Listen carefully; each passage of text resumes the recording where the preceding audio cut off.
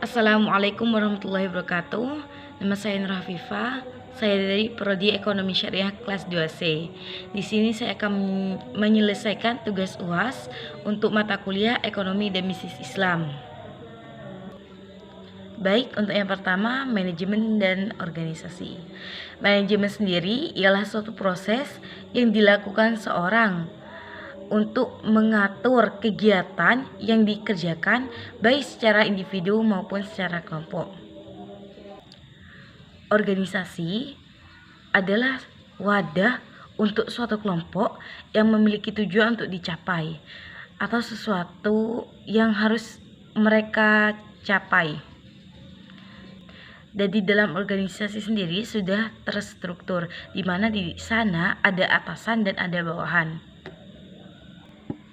Manajemen organisasi sendiri bisa dikatakan ialah sebuah proses perencanaan, pengorganisasian, pelaksanaan, dan pengawasan sumber daya organisasi, yang mana setiap orangnya memiliki tugas, peran, dan fungsi penting untuk mencapai tujuan organisasi. Untuk peran manajemen sendiri di dalam organisasi, yaitu untuk mengatur sebuah organisasi. Yang kedua ialah manajemen sumber daya manusia. Manajemen sumber daya manusia sendiri ialah upaya suatu perusahaan dalam mengelola sumber daya manusia sehingga bisa mencapai tujuan perusahaan yang telah ditentukan. Untuk hubungan sumber daya manusia dan manajemen sendiri adalah sumber manusia atau tenaga kerja yang ada pada perusahaan harus dikelola dengan baik, sehingga penggunaan tenaga kerja bisa menjadi maksimal dan menciptakan hasil optimal bagi perusahaan. Yang ketiga adalah sistem informasi manajemen. Sistem informasi manajemen sendiri yaitu sistem perencanaan bagian dari pengendalian internal atau bisnis yang meliputi pemanfaatan manusia, dokumen, teknologi, dan prosedur oleh akuntansi manajemen untuk memecahkan masalah bisnis seperti biaya produk, layanan, atau suatu strategi bisnis. Tujuannya sendiri adalah dibangun untuk menghasilkan atau memperoleh suatu informasi manajemen yang akan digunakan oleh para manajernya dalam mengambil keputusan. Tujuan sistem informasi manajemen menghimpun data dari berbagai sumber internal dan eksternal organisasi. Yang selanjutnya yaitu manajemen keuangan. Manajemen keuangan sendiri adalah suatu kegiatan perencanaan, pengelolaan, penyimpanan, hingga mengendalikan dana serta aset perusahaan.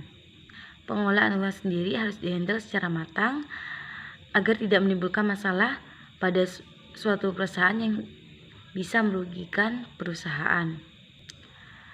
Tujuannya sendiri yaitu untuk memaksimalkan nilai yang dimiliki perusahaan atau memberikan nilai tambah terhadap aset yang dimiliki oleh pemegang saham. Soal yang kelima yaitu manajemen pemasaran.